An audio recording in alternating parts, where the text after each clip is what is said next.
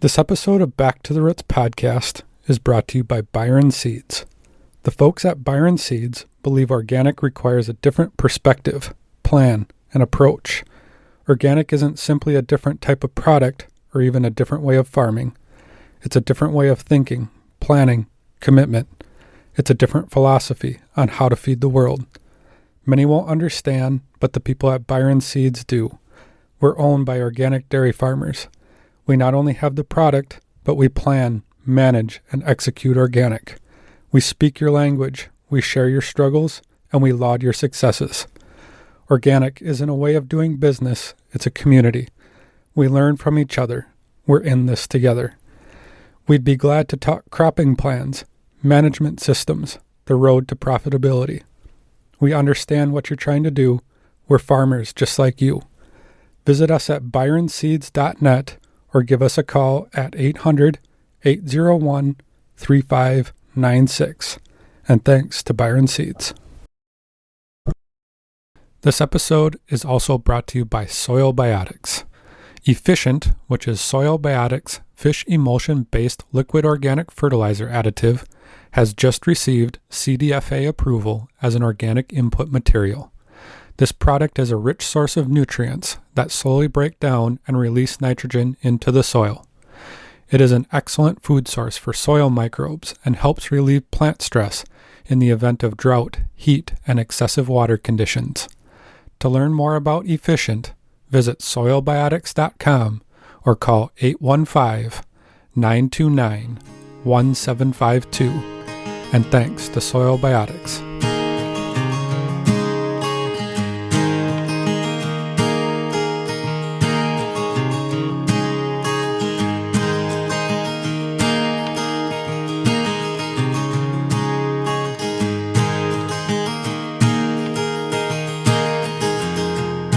Hi, it's Corby, Groen, Lyndon, Washington. It's July 8th. It's been hot and dry here. Since the last time we've talked, we've gotten about 1 inch and 3/4 of rain. It was basically over 2 different weeks. We got 3/4 of an inch one week and then an inch the next. But that's been almost a month now since we've had any precipitation. And then we had record high heat. So last week we had 110 degrees on the farm one day and 109 and then 103, 104 over 3 consecutive days. And it was brutal. That's record heat. I've never seen that here in my lifetime. Then we also had about 35% humidity. So that made it even worse. The cows dropped pretty hard in milk. I lost about 5 pounds of cow.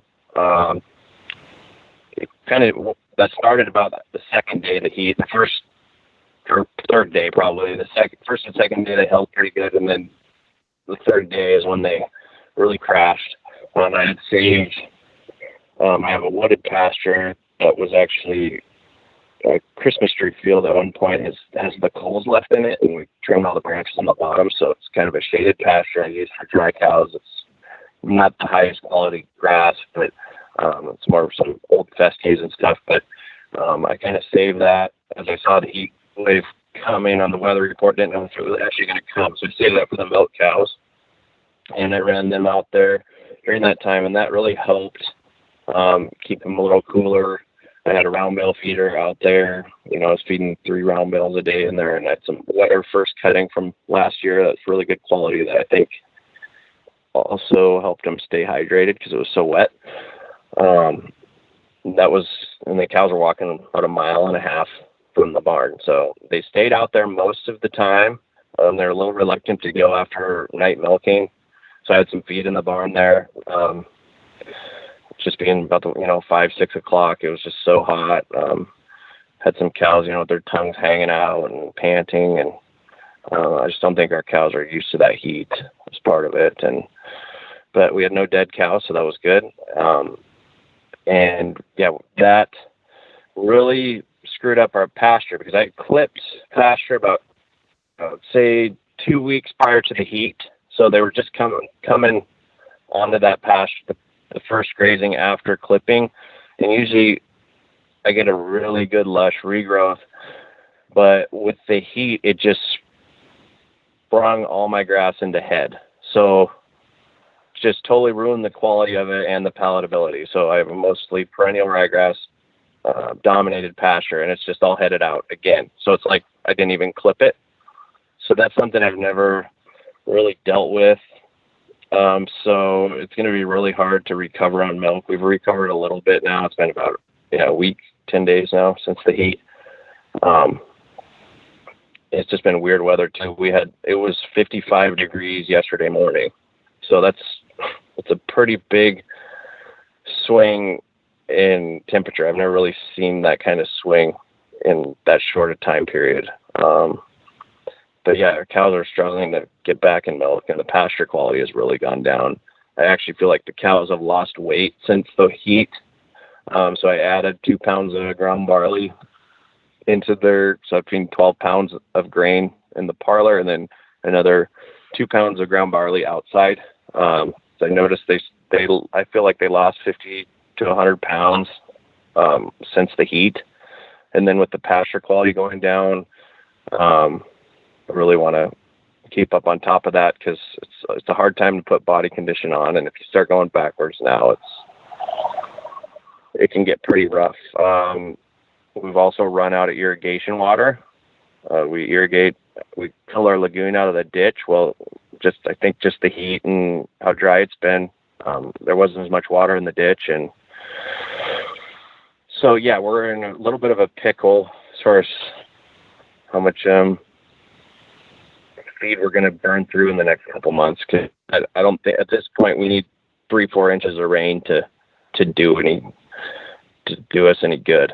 Our second cutting, so I'm just about halfway through second cutting, making dry hay. I cut chunks at a time, but I'll have to look at the numbers when we're done, but I feel like it's about half of what last year's second cutting was. So that's not good at all. So we'll see. Yeah, after I get it all put up, I'll have to sit down and do the numbers on it to see exactly how it matches up. But the pastures after this grazing is going to be pretty much done unless we get significant rain. Is there any rain in the forecast for you?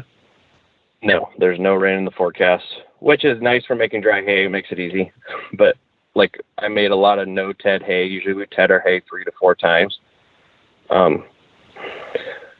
So you try to do your best with what you're handed, right? So you burn a little less fuel and just let it set there a few days and bale it. Yeah. And it just takes so much rain for us to get this to recover, right? Like people think there's a lot of rain in the Northwest, but really it's all in 6 months. So, yeah, you actually get a lot more rain like in the Midwest during the summer than you would here. And so a lot of people have unlimited water here. I don't, but even those guys that do, like I talked to a friend of mine the other day, he said, all I'm doing is keeping my grass green. It's not growing. So I always feel like irrigation here actually works better. Like last year when we had nice rains and stuff, the irrigation is just like icing on the cake. Like you irrigate and you get the rain and you just have an amazing year. And but when it's dry, it's just not near as effective. It helps, but that in my case, that's what my experience is.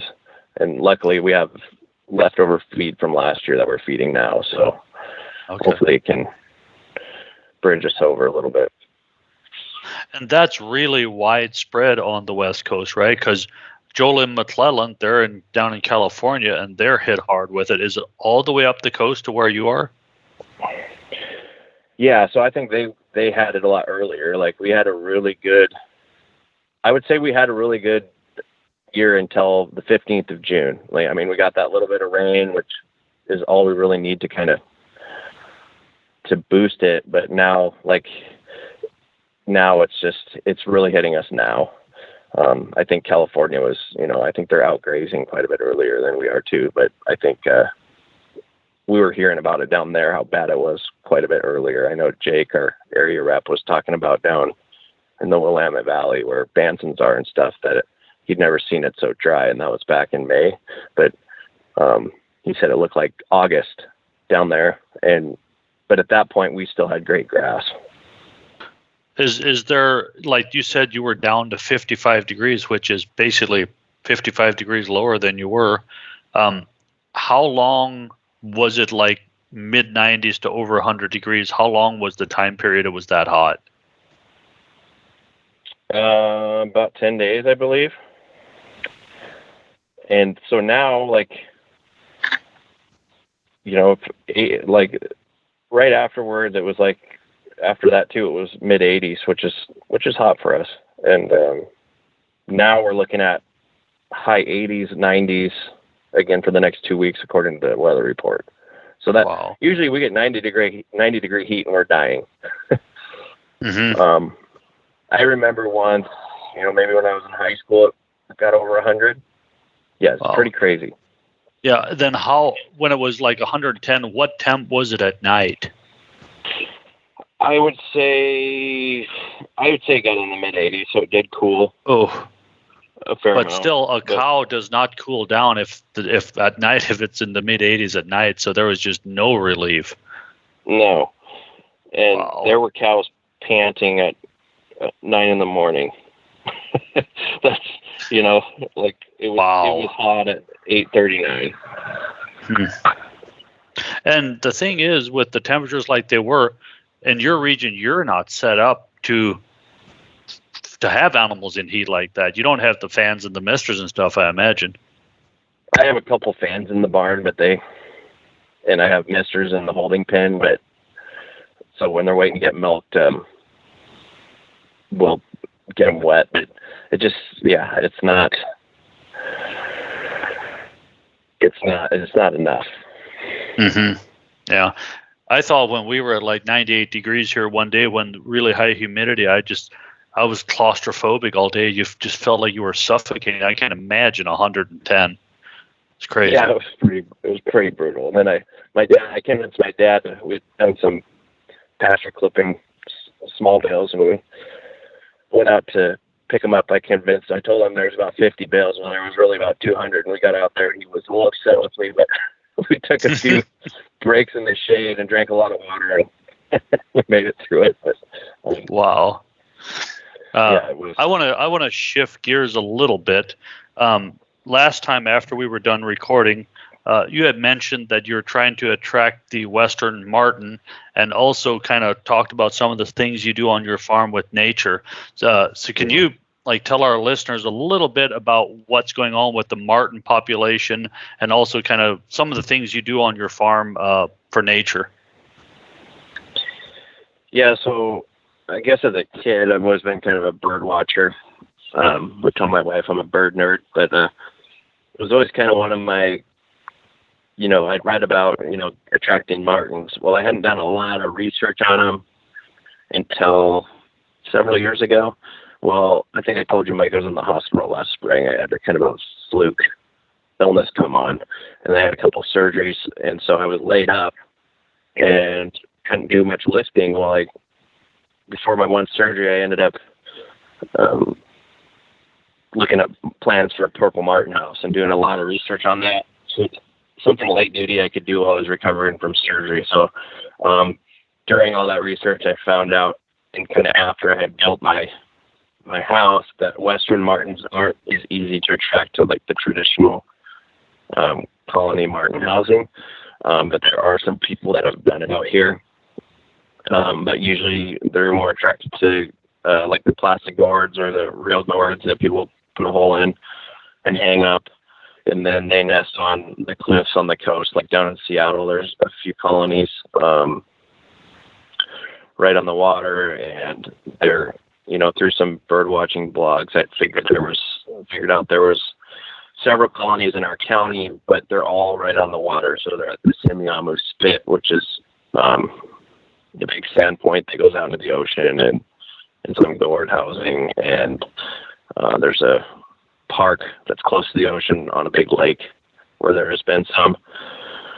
So it's something I've really been studying and stuff. So I tried attracting them to our farm. I set up a house and played a recording every morning off my mom's deck, which she wasn't too happy about after a few weeks, but I never did attract any.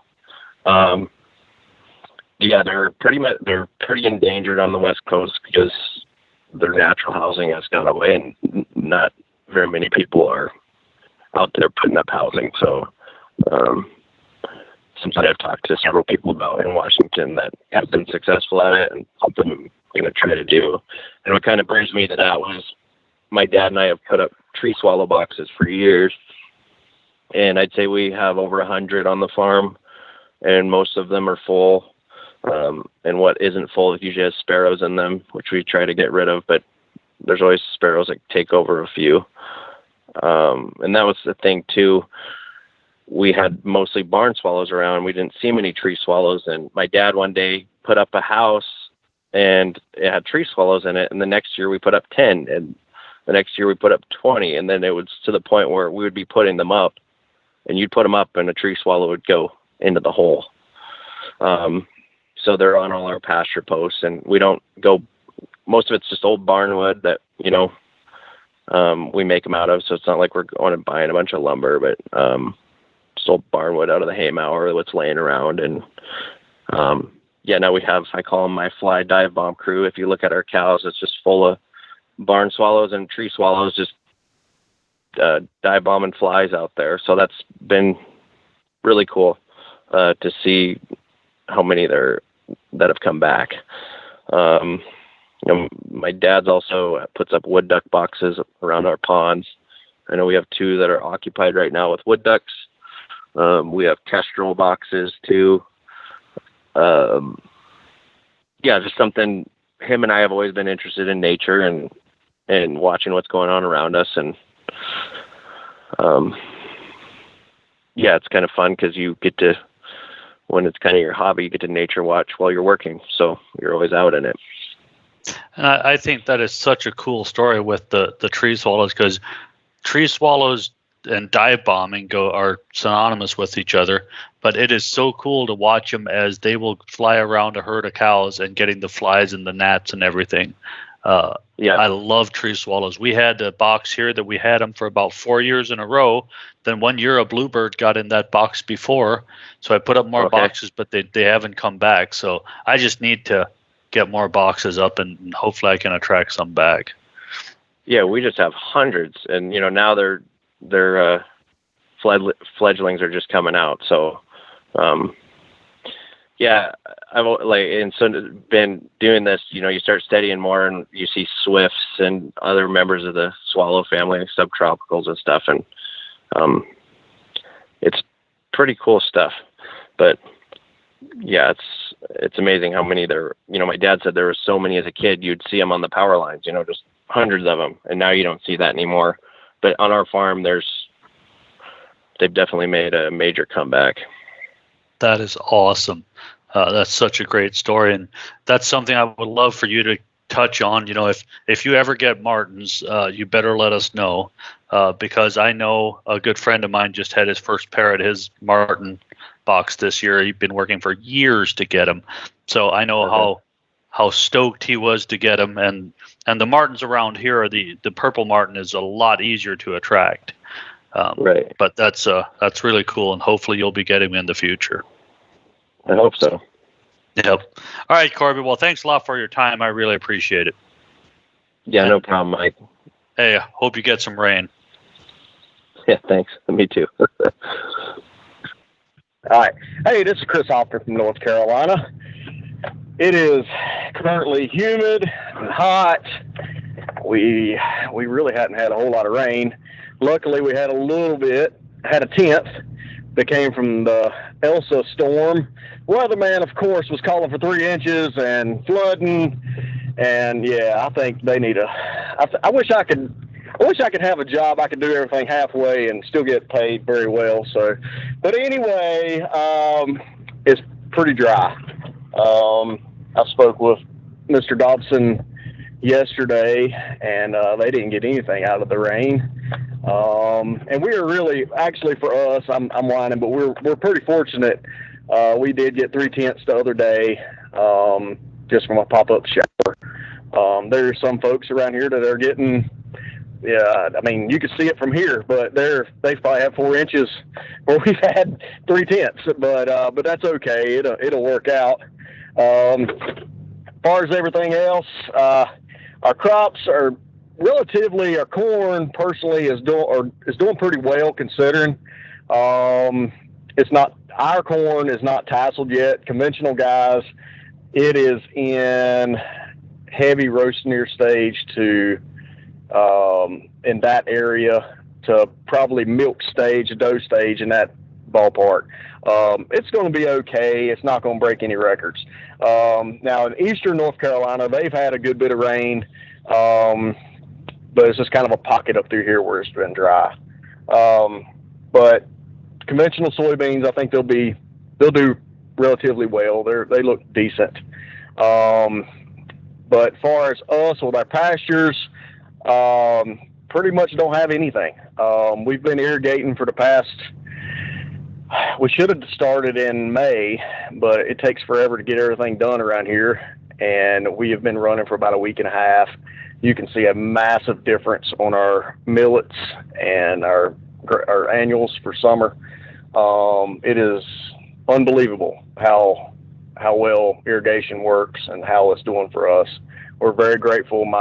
Very grateful for my grandparents and my dad.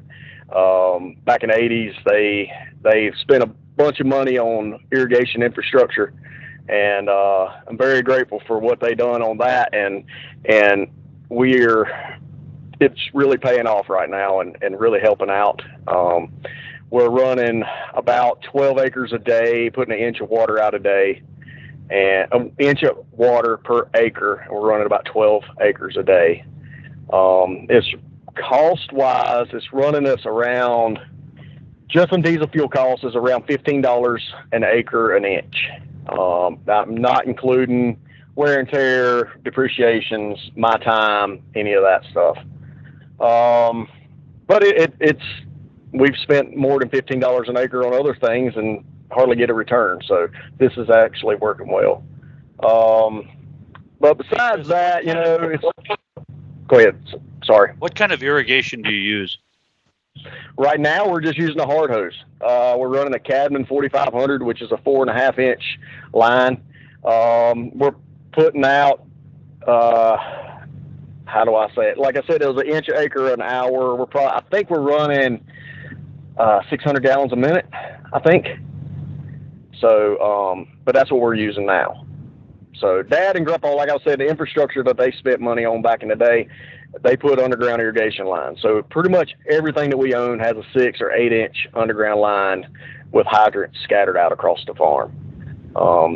And I would like to have some K-line stuff. I know people use it, but I'm not really set up for it. I got to spend a bunch of money to put little lines in. I think it would work good on some little paddocks, but I don't think I will. I don't know if it's necessarily labor efficient. That's what I'd like to be.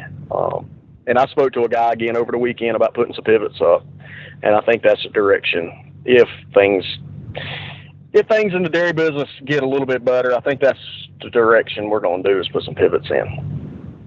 Is that what you're wanting to know, Mike? Yes. Yeah, I was just curious if you had pivots or if you went the other way. Now, would your current infrastructure still work with pivots, or would you have to drill different wells? No, absolutely not. No, we're good on that. We just have to move a couple hydrants around. That part wouldn't be an issue. And actually, we're not pulling out of wells. We're pulling out of a very large creek that we have here. Some people, I reckon, will call it a river. We have 3 major creeks running through the farm, and that is how Dad and Grandpa was able to do the infrastructure. So we have different places where we can pull out, and it works very well. Very well. And you don't have limits on how much water you can use like they do on the West Coast and other areas? There is, but I don't know what it is. I don't know the numbers, and we're under it. I can't remember what the numbers are, and but we've been under those numbers. There is, but we're staying underneath them. Okay. I don't know what they are, but we're gonna say we're under it. That works for me. Yeah, exactly. But, as far as our cows and everybody's cows, I know that George Teague, he's pretty much seasonal now, and his cows are at the tail end of their lactation, and myself and Sam as well. We're more in the fall to spring. We calved all during the fall till spring, and our herd personally is, I think we're like 85% to 90% pregnant. So, no grass really to speak of for grazing, and production is not where it needs to be. And this $2 hit that we take with the OV, it takes a pretty big toll on us, and not having rain and all that. And as far as financially, it's been a pretty brutal year so far. And normally I don't start fussing about finances till about September, October, and I've already started fussing about finances, so that's not a good sign. But hopefully things will get better. So, but anyway, Mike, unless you got some more questions, that's about all I got. I hope that helps. Yeah. No, I think it's kind of interesting looking into center pivot irrigation, and I always like to hear what's happening with weather in other regions, and it's pretty much hot and kind of dry pretty much everywhere except where I am, I think. We're almost perfect here in central Ohio. Sorry. Yeah. Don't go bragging. It's okay, though. I'm not bragging. I'm just saying it's worked out, and not because of me. I understand. And those folks in the West Coast, man, I really feel bad for them. I know how it is to be dry and to be really dry. And I know they're not accustomed to that kind of situation, and it can be pretty brutal and pretty, this dairy industry and farming in general, and with the COVID and everything, I think everybody's mental stress is just maxed, and I'm personally that way, and I have to make myself be optimistic about things. If not, I'm gonna say the heck with it and sell all my cows. And then what would you do? But I have to stay optimistic, and that goes for everybody. We have to stay on the positive note, and we have to do that. If not, it could be really bad. And we got to be grateful for what we have. It could be so much worse. But I'll leave it at that. So anyway, Mike, I appreciate it, and everybody have a good one. Thank you a bunch. Thanks, Chris. Appreciate it. This is Eric Beiler from Upstate New York. We're having a pretty typical summer so far. Temperatures running in the 70s and 80s. Nighttime temps 60s, 70s, occasionally in the 50s.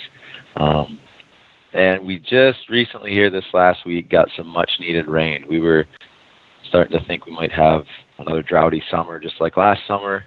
Corn was just starting to curl. You could see on some of the guys that have limestone ground, you could see in their alfalfa fields where the veins, the cracks in the limestone where the alfalfa, where it could go through the cracks and get moisture. You see these tall veins of alfalfa. And my fields are just starting to brown too. So we're real thankful to see the rain here this last week. We had got over 3 inches this last week, and so it really greened things up, and things are taking off. Crops in general, I think, went in, like new seedings went in pretty early this year. On the last podcast, I was saying that we had a warm first 2 weeks of April and dry. Then we got that rain, snow, pretty typical second part of April.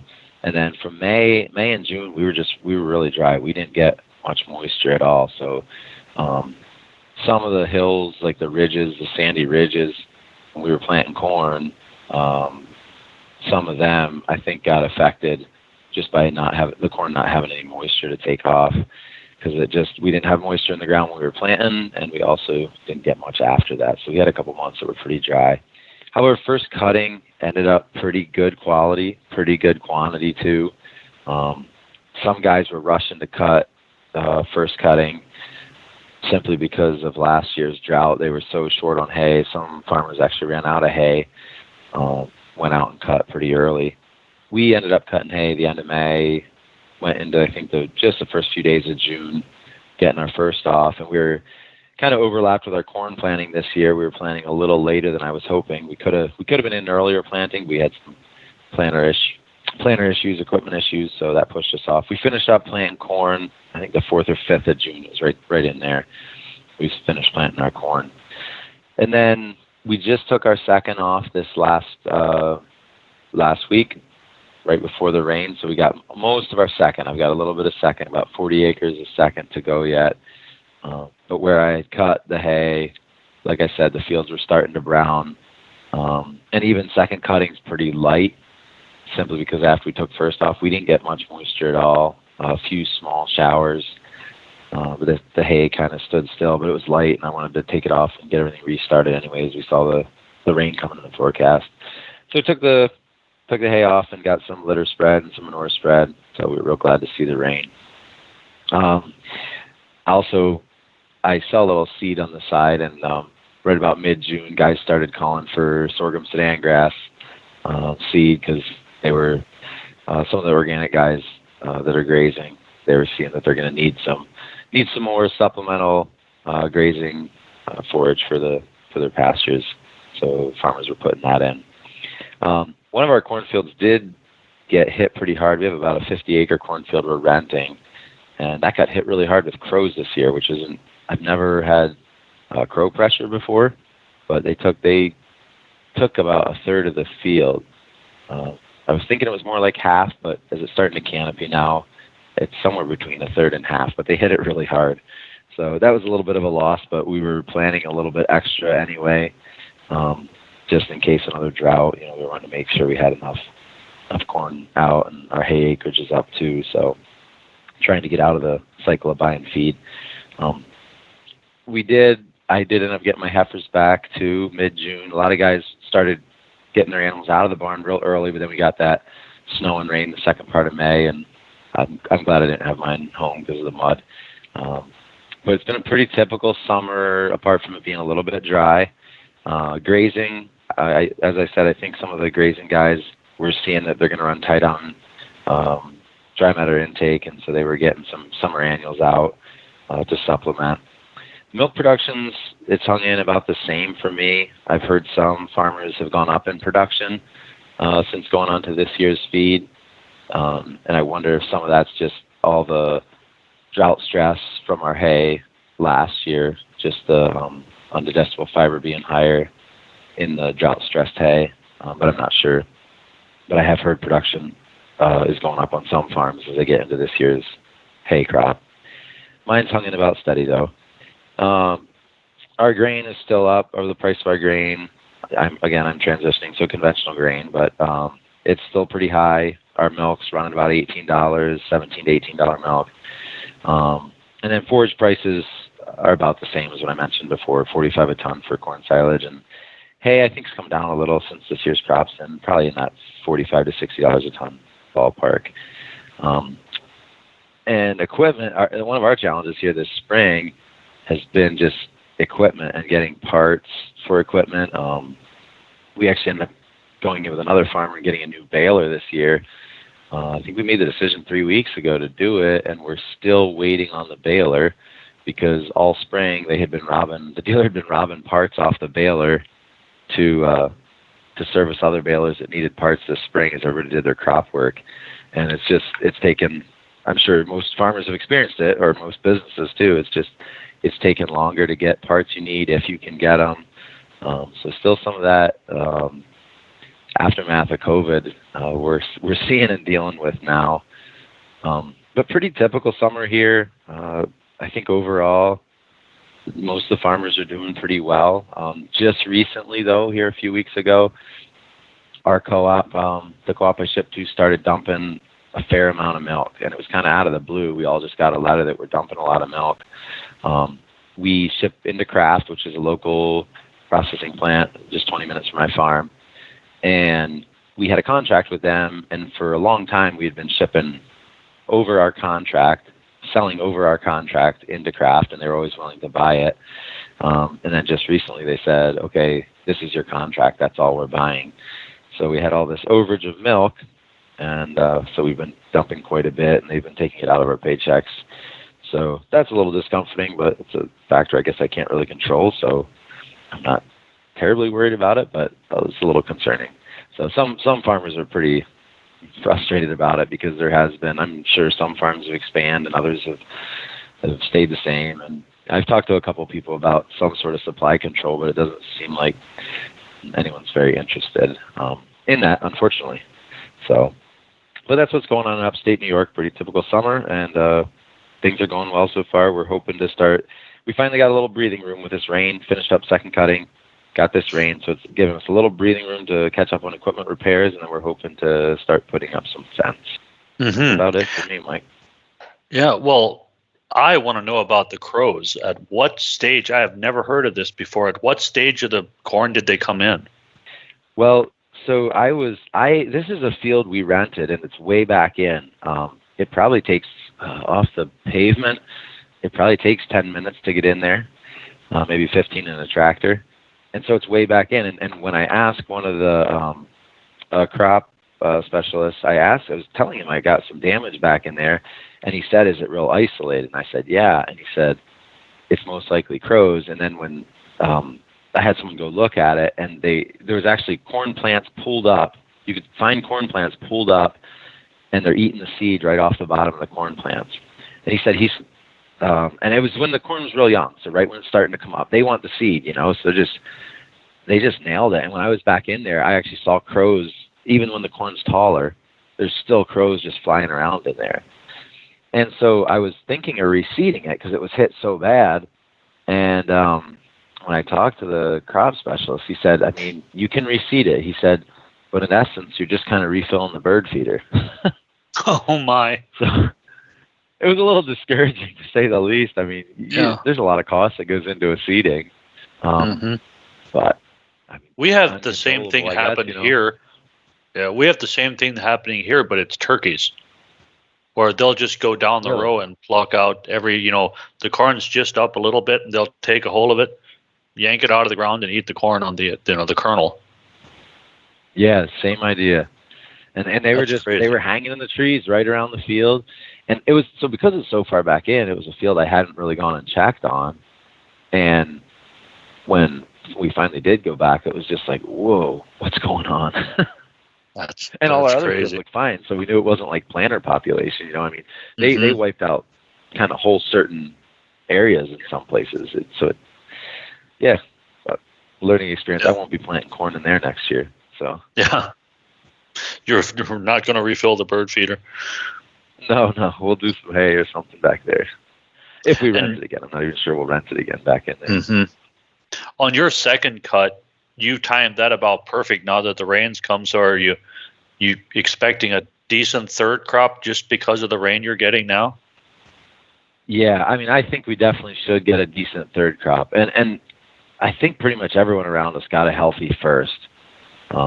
I really think most guys are going to be in pretty good shape this year. And our second was not like last year. Like last year, we were burned right off. It was a light second. The guys that cut early actually got a decent second. Each year, I'm wishing I went out a little bit earlier, but with buying feed, I got to kind of play that balance between tonnage and quantity too. We all like to make great feed, but what I did last year, I made some better feed, but then I didn't have enough. And I almost think buying the poor, when you're buying in feed, it's not as good as what we were putting up. So I almost think it hurt me more. I would have rather have a little more mediocre feed. But yeah, I think guys are going to be in pretty good shape. Most farmers will be in pretty good shape for hay crop this year. And we still have a little bit of second to make. Whenever it quits raining, we'll go out and make that too. But yeah, I think feed in this area is going to be pretty good. And we just actually had another, this first time, there's actually another farmer up the road who's transitioning to organic also. And there's really not a lot of organic farms in this area. I think there's one other one in the county that I know of, organic dairy.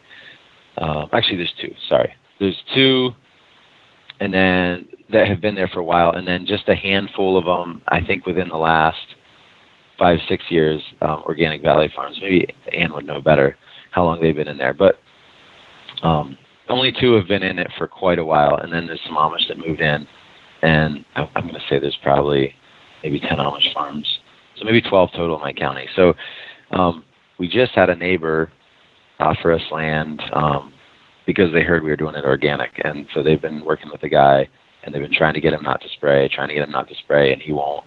And so it was kind of exciting just to hear that there is some excitement about it. They came to us and offered us 50 acres to rent. So we're excited about that. That other people are seeing. Just seeing there's a different way to do things. Mm-hmm. Yeah, that's exciting. I always like to hear when farmers are saying that neighbors are coming to them because they hear they're farming it organically. So very cool. Yeah, we're excited for that. Yep. Well, Eric, thank you so much for taking the time to give us an update. I'm glad you're not in the drought like you were last year and things are going good. So thanks again. Yep. Thanks, Mike. Take care. Greetings, everyone. This is Marlin again from northern Indiana. And so just to recap a little bit, May, last time I was talking about May being a little bit cool, and we were getting a little bit on the dry side.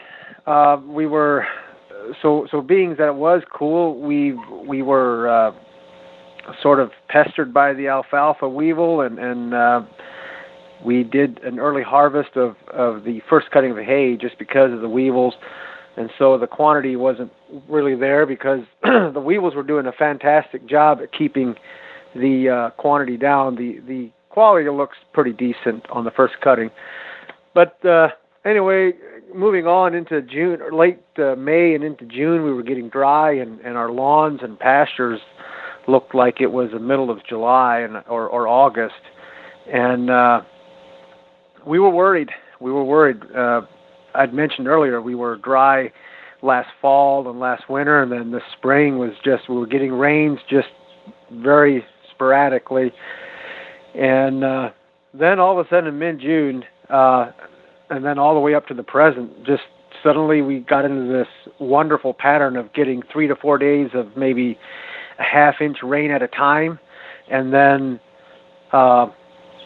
it would be mixed in with high humidity and sunshine, and then suddenly the humidity would go away, and we'd have mild weather of high in the 70s, just perfect weather for hay making and hay drying and grass growing. And it's just been a custom-ordered spring or late spring and summer so far. And all of this just adds up to a near perfect growing and grazing conditions, which pretty much equals lots of feed, good quality pastures, and that equals lots of milk flowing. And in this region, we've just been producing a ton of milk. So farming has been fun so far this year. The corn is growing in leaps and bounds, and has this really deep, rich green color to it. And wow, the harvest is yet to be put in the bin or the bag yet, but it is looking excellent. So truly been a great growing season, and been truly blessed so far. So to give a few details of what's going on the farm. So as I'd mentioned earlier, we are bi-seasonal, which means we freshen in the spring and fall. And so starting early part of July, we start to dry cows off. The herd peaked this year. For this summer, we peaked at 45 cows just simply because we had a lot of milk, and with the quota system where it was at, there was no need to be milking more than 45 cows to meet our quota. And so we are in the process of drying cows off. We'll drop down to about 25 cows here by mid-August.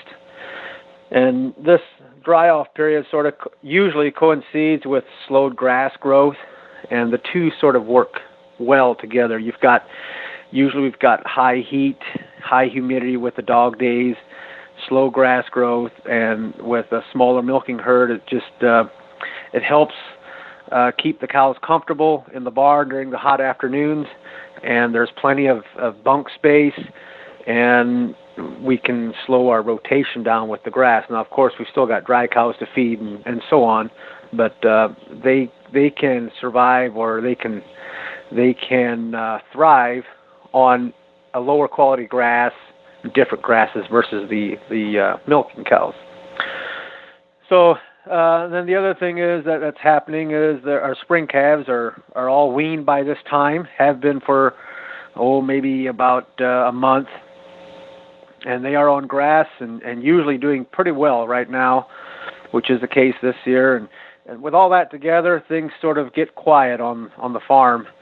And this is the time of year in July and August that we start looking for opportunities to do family events and family outings. We do a little bit of camping. We're not heavy campers or fishers, but we do some. And we do more just the simple things of maybe taking the afternoon off and lounging around the house, just doing small things, stuff that has a little importance as far as the financial well-being to the farm, but it does a lot for the spiritual well-being of myself and our family. And just, we don't really have a schedule on those days. We just do things as needed, as desired. And we really like this because simply it doesn't take a lot of planning, and we're right here, and nobody gets stressed out in doing these things.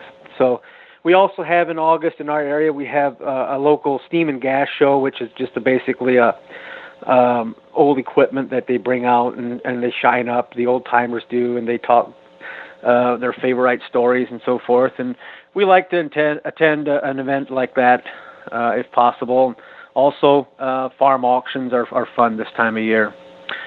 And then come around the mid to late August, we start to gear up for our early seedings of turnips and oats at the end of August. And then, of course, we've got our fall freshening period starting in very early part of September.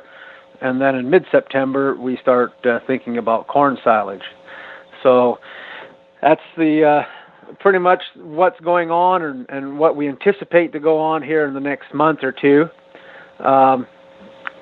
As I said earlier, this has just been a phenomenal growing season. I'm thinking right now that I have not seen such a near perfect growing season in 15 years of farming. It's just been great. We just recapping that, we keep getting 3 or 4 days of high humidity, and just about the time we get tired of it, why it changes. So that's about all I have. So you didn't experience the really, really hot weather that other parts of the country have seen? We did see 90s, but it was only for about a day.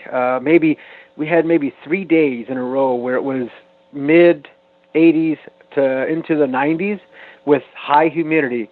But like I said, it was only 3 days, and the cows, they were just starting to drop off in milk, where you could see they're losing condition and the milk is going down. And in 12 hours, for whatever happened, the air pressure, a cold front comes through, and within 12 hours, we've got 75 degrees, sunshine, and the air is just mild. It's just amazing. And then, we have that for maybe 4 or 5 days, and then maybe some more rain for about 3 or 4 days, and then the thing would maybe we'd get some more humidity. But it never lasts for a week or two like other parts of the country have been experiencing, or longer. Mm-hmm. And the corn loves that heat and humidity and moisture. It works together very well. That is the amazing thing that